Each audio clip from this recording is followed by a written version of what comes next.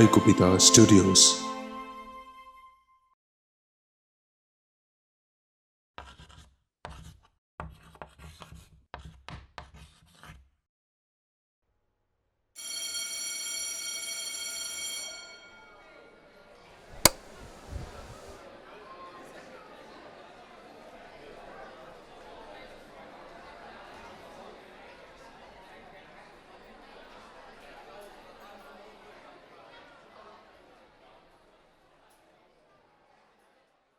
চোরও নই, ডাকাতও নই, বরং আপনি আমাকে আপনার বন্ধু মনে করতে পারেন। বন্ধু? মনোময়, মনোময় বিশ্বাস, মনের গভীরে লুকিয়ে থাকা বিশ্বাসগুলোকে উস্কে দেওয়াই আমার কাজ। যেটা আসল কথা সেটা সরাসরি বলবে। কমপ্লিট শিক্ষক সমাজে এরকম ধরনের শিক্ষক যদি মানে 8-10টা 5টা থাকে না, তাই সেই এলাকায় তো আমাদের সমাজ কিন্তু উন্নত হয়ে যায় আমার ধারণা। আমার কাছে বরং ওই টপিকটা সম্পর্কে তার ভিতরে কৌতূহল তৈরি করে দেওয়াটাই কাজ, তার কাছে অনেকগুলো প্রশ্ন হাজির করে দেওয়াটাই কাজ, ভিতরে ভিতরে একটা খিদে তৈরি করে দেওয়াটা কাজ। তুমি তোমার মায়ের বিছানা কেন তুলতে পারবে না? ছাত্ররা কিন্তু সুশান্তিকে গুরুদেবের মতন ভাবে। সে যদি বোঝে তাহলে কি দ্বিতীয় দিন তাকে শেখাতে হবে যে এটা করতে হয়, এটা করতে হয়, রোজ বলতে হবে?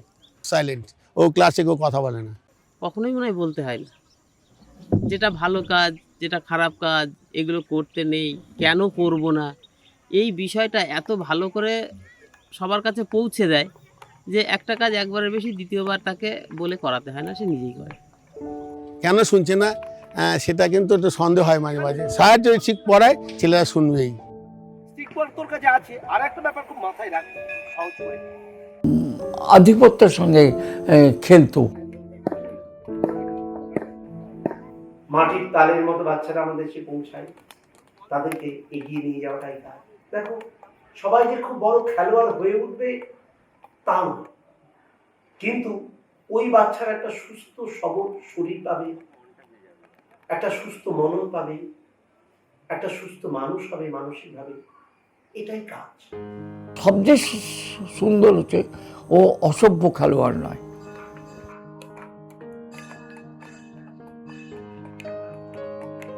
গুণ হচ্ছে ছোট বড় যেই আর তাকে সম্মান দেয়া। গোপালদার থেকে এই ছোট জুনিয়র ব্যাচটা, তাতে অমর ভারতী, কেটিএস, স্বীকৃতি ক্লাবের প্লেয়াররা মিলিয়ে গোপালদার থেকে 5-7 বছরের ছোট আমাদের বয়সী একটা দল আছে, যাদের ওপরে গোপালদা একজন নেতা, যাদের আমরা গোপালদাকে আমরা মাঠে নেতৃত্ব দিতে দেখেছি, এখানেও গোপালদাকে আমরা নেতা হিসেবে সহজাতভাবে মেনে নিতাম।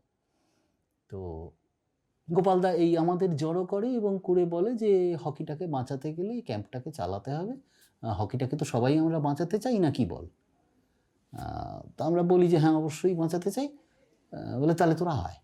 লেফট আউট, রাইট আউট, চলো বাকিরা এসো, যাও তুমি চলে যাও।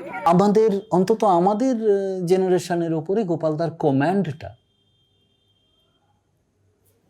প্রায় অ্যাবসলিউট। চেঞ্জ করবো, সবাই মাঠে বাইরে থাকো, খেলার মধ্যে থাকো, নামাবো। সিগারেট খেতে খেতে বলছে আপনি সিগারেট খাবেন না, এরকম না, কিন্তু ও কিন্তু সেটা করে। প্রথম একতলার একটা ঘর, সেই ঘরটা করবার জন্য যে পরিমাণ ইট লাগবে সেই ইটের অর্ধেকটা আমি দেব, এটা ঠিক করেছি। বাকি অর্ধেকটা তুই পারবি?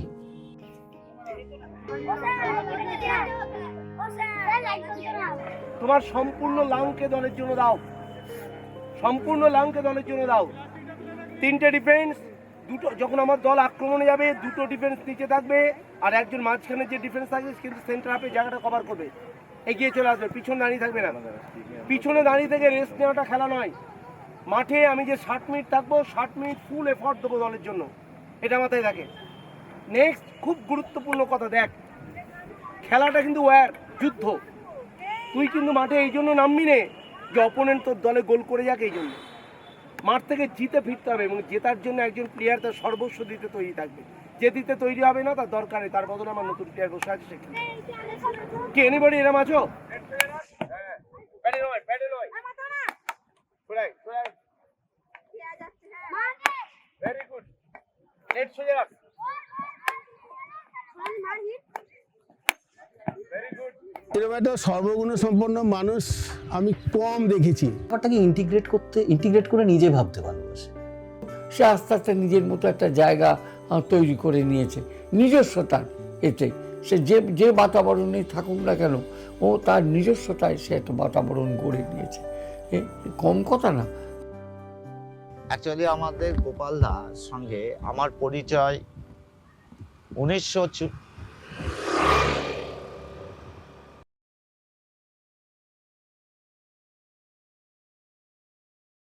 হ্যাঁ, এই মানুষটার সাথে যদি আমি ঘর বাঁধি আমার খুব একটা সমস্যা হবে না।